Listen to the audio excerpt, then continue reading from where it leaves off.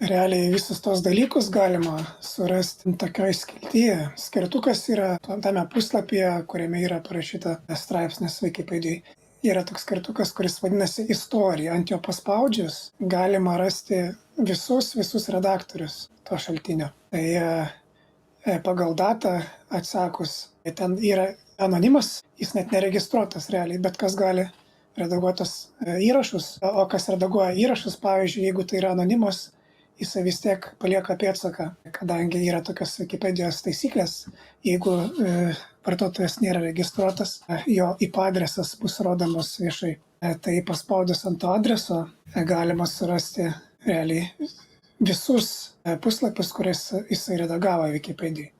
Tai panašu, kad šitas būtent IP adresas buvo naudojamas ne vieną kartą, o tai sudaro tokį įtarimą, kad tai nėra koks nors ten, kai būna VPN'as ar kažkas panašaus, tai yra priskirtas statinis IP adresas. Paskui, norint išsiaiškinti, kam tas IP adresas priklauso, yra tokie šaltiniai, yra Wikimedia projektas, tai ten daugiau išsamiau apie veiklą būtent internete, ir yra paskui who is informacija. Tai atsidarius tą who is, būtent rodoma yra išsamesnė informacija apie tą IP adresą, tai kur jisai, kokioj šaly randasi, kam priklauso, kokiam interneto tiekėjui ir panašiai. Tai ką mums pavyko aptikti, tai kad šitas būtent IP adresas priklauso Teliai. Tai norint surasti būtent tą klientą, reikia kreiptis, nežinau, ar su teismo sprendimu, ar su policija, būtent į tiekėją interneto, kad jisai galėtų tos duomenis pateikti pagal datą ir laiką, kas tuo metu buvo klientas.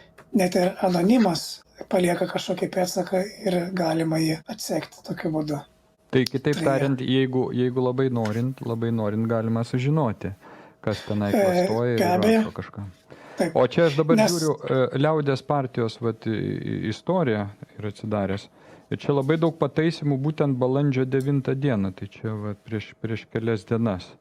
Atmesta kažkas, tai čia, ar čia jūs darėt, ar čia kažkas lenda į tą? Jau dabar mes darėm tos įrašus mes, nelaukdami, 2 savaitės, 3 savaitė prasidėjo prašymas pradėti ikiteisminį tyrimą, oficialiai išsiųstas su Lietuvos Liaudies partijos pirmininku parašu, nėra atsakymo.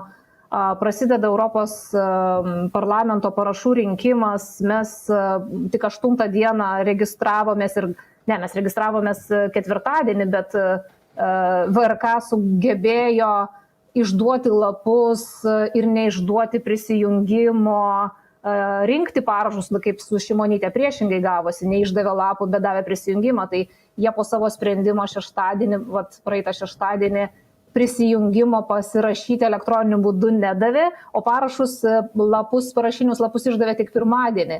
Tai nelaukdami jau kažkokios tai pasiekmės, kada pradės gandai, pletkai, kaip ir atsitiko su europarlamentarė patikėjusia Wikipedijos įrašu, kad blogiau dar gali kažkas, patys darėm pakeitimus tame tarpe ir Facebooko puslapį nurodydami, nes tikrasis Facebooko puslapis nebepriklauso partijai, tai Lietuvos Liaudies partijos paramos grupė, taip pat darėm pakeitimą Instagrame, nes jau naujas įrankis yra atsiradęs, tai Lietuvos Liaudies partija Instagram.